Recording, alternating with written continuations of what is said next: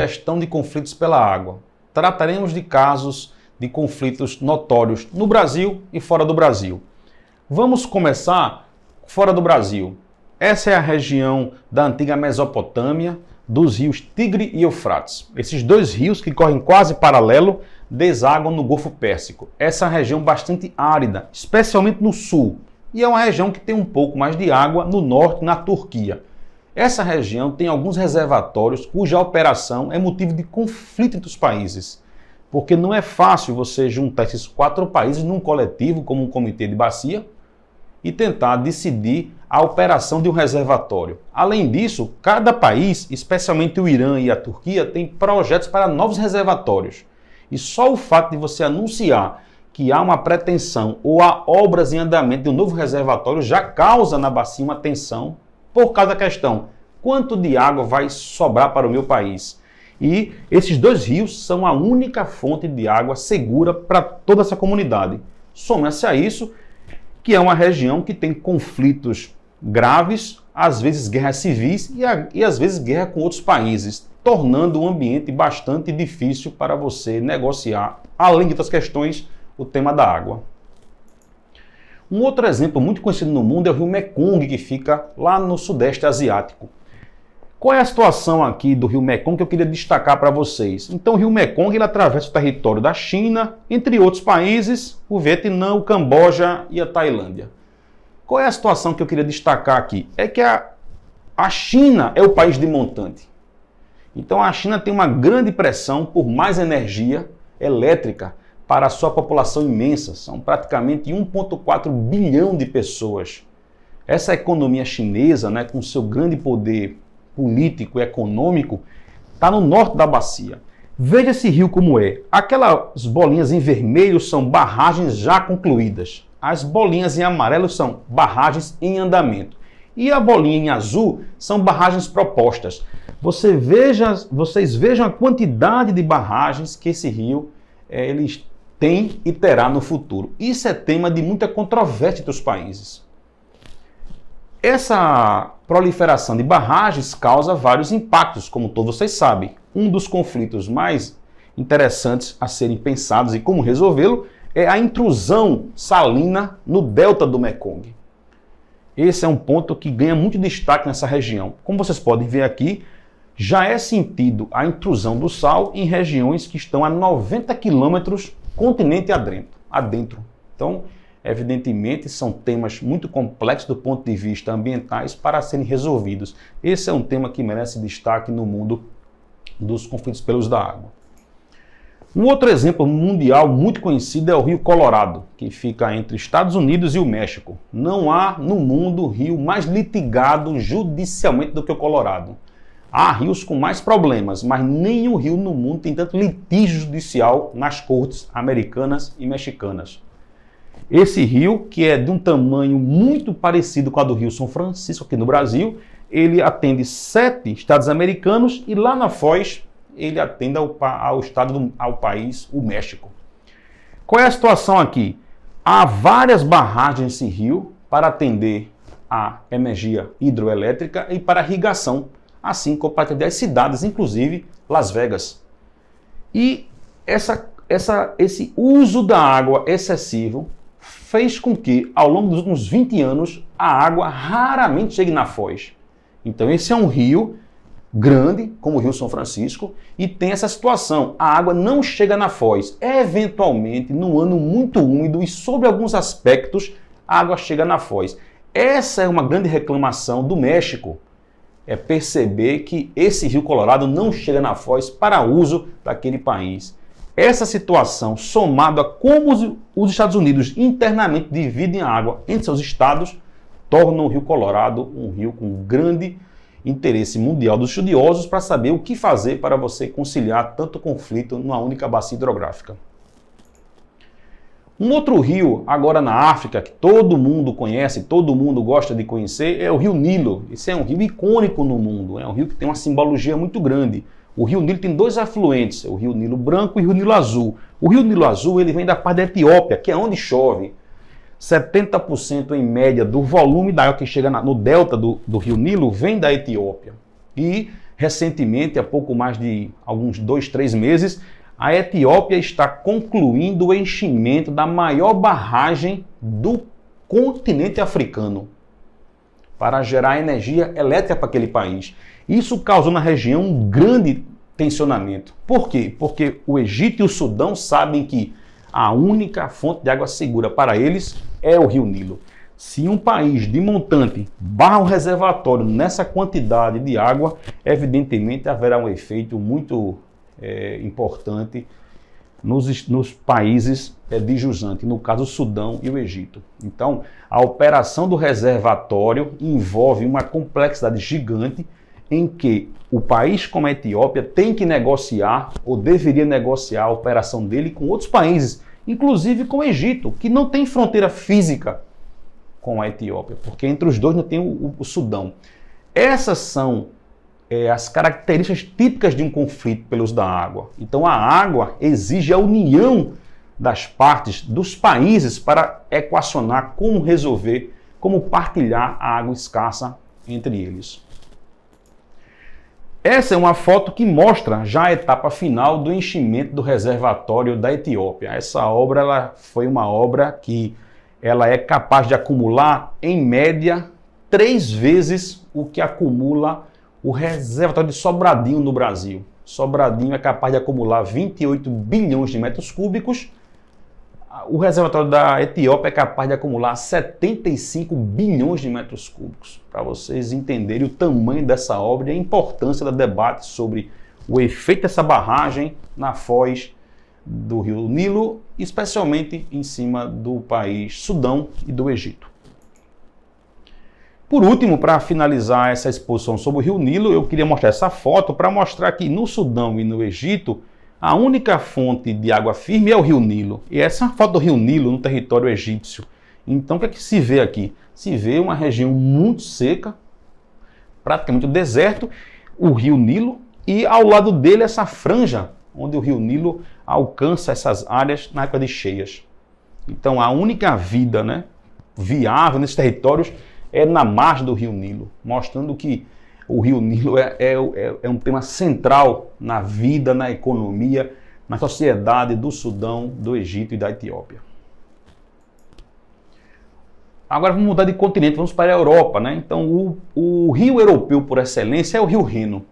É um rio com outra situação em termos de água, mas é um rio que tem grandes desafios também, porque são 9 países para dividir suas águas. Então esse rio, ele nasce aqui entre a Suíça e a Áustria, e ele vai descendo em relação ao Mar do Norte. Lá na foz está a Holanda, atravessando a França, Luxemburgo, Bélgica, Alemanha e a Holanda e outros países. E esse rio ele tem uma série de usos muito importantes, mas principalmente ele é a fonte de água para 60 milhões de pessoas.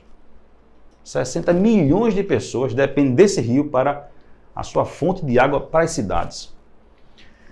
E na foz, esse rio tem que tipo de vazão em termos da quantidade de água que chega na foz? Então, esse é um rio que a vazão mínima é em torno de 1.000 metros cúbicos por segundo, a vazão máxima chega a 16.000 e em torno de vazão média, uma vazão média em torno de 2.300 metros cúbicos por segundo. Para a gente ganhar uma noção do tamanho, do volume de água que esse rio comporta. E é um rio de rara beleza, usado intensivamente pelo turismo, porque é um rio que atrai muitos visitantes. Nessa linha do uso da água, quais são os principais usos da água do Rio Reno? Então, geração de energia elétrica, saneamento, navegação muito intensa, tanto a navegação industrial como a navegação de turismo. A navegação industrial, eu me refiro porque existem várias indústrias ao longo do Rio Reno e essa navegação, ela vem trazendo os produtos, as matérias-primas que vão ser transformadas nas fábricas e depois esses navios levam os produtos acabados para o mercado mundial. Uma pesca muito importante, tradicional e muito valorizada, irrigação de campos, um turismo muito intenso e muita indústria. Esses são os usos típicos do Rio Reno. E eu chamo a atenção que no Brasil não é diferente. Eu vou comentar isso nas aulas seguintes, que no Brasil é praticamente isso. Então é por isso que é importante olhar exemplos mundiais, porque os desafios são muito parecidos. Cada país tem a sua lei, tem a sua maneira, a sua cultura. Mas em essência é possível tirar muito ensinamento olhando outros países. E quais são os problemas mais graves do Rio Reno? Então, a redução gradual da pesca, especialmente algumas espécies nativas, que são bioindicadores da poluição do rio. Enchentes também são muito importantes. No ano de 2021 aconteceu lá uma gigante enchente com mais de 100 mortos, que provocou grande drama na sociedade alemã. Ainda continua sendo um grande problema do Rio Reno.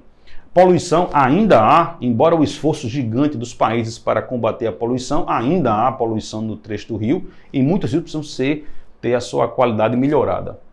Intrusão salina, outro problema que a gente viu lá no Rio Mekong, também está aqui presente, né? Então, o Mar do Norte às vezes invade um pouco o território por cima da Holanda, aumentando esse problema da intrusão salina. A navegação, que eu já comentei, que às vezes as vazões baixas impedem que os navios entrem no Rio Reno para abastecer a sua forte indústria, e a ecologia, que é a preservação dos ecossistemas. Então eu chamo a atenção desses problemas aqui para compará-los com o do Brasil. A gente observa que são parecidos. É por isso que é importante observar o que acontece em outros países para a gente extrair boas práticas e bons ensinamentos. Ao longo do curso, eu também vou falar sobre aquíferos, para não ficar só dando exemplo de águas superficiais. Aqui está um estudo muito interessante dos aquíferos no território africano. Se já não é fácil dividir, conciliar usos de águas superficiais, imagine subterrâneos. Então aqui mostra que os aquíferos estão nas fronteiras dos países. Às vezes tem 3, 4 países que estão sobre a região do aquífero. Então, imagine a dificuldade, a complexidade de acordos entre países para que você extraia um procedimento, né, uma operação adequada do reservatório que garanta a vida, mas também garanta a sustentabilidade do aquífero. E em cima de tudo isso, paira um novo desafio para a humanidade: mudança climática. Então, vários estudos são muito conhecidos de todos vocês, apontando que, além do que nós já temos de problemas, apareceu um novo problema, né? Um novo padrão de chuvas, um novo padrão de vazões, onde vários cenários apontam que teremos chuvas extremas, maiores e menores, mais frequentes. Então vamos ter mais secas e mais cheias em menor tempo, trazendo mais um desafio para a gestão das águas. O que fazer quando a gente começar a sentir diariamente que a gente está tendo extremos de vazões e de chuvas mais frequentes? Isso vai estar comentado em todo o nosso curso. Agora, feito esse panorama rápido pelo mundo, vamos para o Brasil e tentando sempre comparar o Brasil com outras partes do mundo. Vejamos, o Brasil é conhecido mundialmente como o país com maior reserva de água doce do mundo. 14, 15% da água do mundo está no Brasil. Isso é verdade. Então, como é que o Brasil também é alvo de estudos frequentes e intensos sobre conflitos pelo uso da água? Que paradoxo é esse? Se o país que tem mais água no mundo, ao mesmo tempo tem graves situações de conflito pelo uso da água. A explicação é que essa água no Brasil de fato existe e é muita, só que ela está muito mal distribuída. Como está comentado aqui, no Rio Amazonas, mais ou menos 83% da água do Brasil está na bacia do Rio Amazonas. Já no Rio Paraná, apenas 5%, 5, 6%, para um PIB muito elevado. Um PIB, eu quero dizer, a quantidade de atividade industrial numa única bacia hidrográfica. Então, nós temos, como um todo, muita água, mas muito mal distribuída. Essa má distribuição de água no país do tamanho do Brasil causa essas assimetrias regionais, o que mostra que o Brasil, embora tenha muita água como um todo, tem graves problemas quando você olha região por região. E qual é o consumo de água no Brasil prioritário? Então, o trabalho da ANA, o mais recente disponível, do ano de 2020, ano base 2019, mostra que o Brasil, e muito de acordo com o que a gente já imaginava, é um país de vocação agrícola, mostrando que 66% da água do Brasil consumida é para o setor agrícola. O Brasil é um grande parceiro mundial da agricultura, né? O Brasil é um país com muito sol, muita terra e muita água, e tem uma vocação agrícola notável, indiscutível e muito importante para a economia do Brasil. E aqui se revela através da quantidade de água que essa setor econômico tão importante consome no Brasil. Os outros setores, a gente vê um pouco da mineração, a parte de pecuária, termoelétrica, indústria, abastecimento rural e o abastecimento urbano com 9%. Então esse é um cenário que o Brasil tem como um grande destaque para a irrigação. No Brasil também há um nexo água-energia, que não é assim em outros países do mundo. Aqui, sempre que a gente vê falar que tem falta de água, com pouca chuva, vem também uma ameaça de faltar energia hidroelétrica. Por quê? Porque no Brasil, 60% da energia elétrica do Brasil provém dos rios. Então, o Brasil tem essa conexão energia elétrica e energia hidroelétrica. 60% da energia elétrica do Brasil provém dos rios, dos reservatórios. Então, no Brasil, essa conexão é indissociável. Em outras partes do mundo não é assim. Não é assim. Mas no Brasil, eles estão umbilicalmente ligados. Agora vejamos, eu aqui alertei que 60% da energia do Brasil elétrica provém de hidroelétricas. Mas veja só, 8% provém da biomassa. Essa biomassa, em essência, é cana-de-açúcar. E a cana-de-açúcar tem que ter água no canavial e na indústria. Então, embora a gente não fale aqui de água hidroelétrica, mas aqui por trás tem água sendo consumida. Sem água não há o canavial, sem água não há geração de energia na indústria. E hoje, no Brasil, a grande novidade é uma expansão muito vigorosa de duas energias renováveis que não usam água, a eólica e a solar. Então, o Brasil se destaca como um país que tem feito grande progresso, grande avanço na energia eólica e na solar. Em alguns meses do ano, inclusive, a energia eólica mais a solar que produz no Brasil ultrapassa a geração hidroelétrica na região nordeste do Brasil.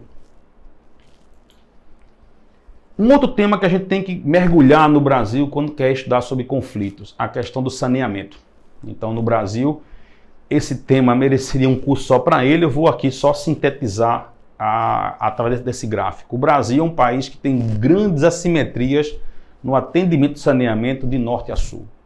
Então nós temos regiões que têm um padrão muito elevado de saneamento, né, de coleta e tratamento, e temos uma parte do país muito atrasada. Então há no Brasil ainda um grande desafio para levar água para algumas pessoas que não têm água no Brasil ainda, uma parte da população, mas especialmente uma grande parte que não tem ainda o esgoto recolhido, tratado e disposto adequadamente. Muito embora, como eu já falei, há uma grande assimetria. Nós temos, de fato, regiões que estão num padrão muito avançado e outras muito atrasado.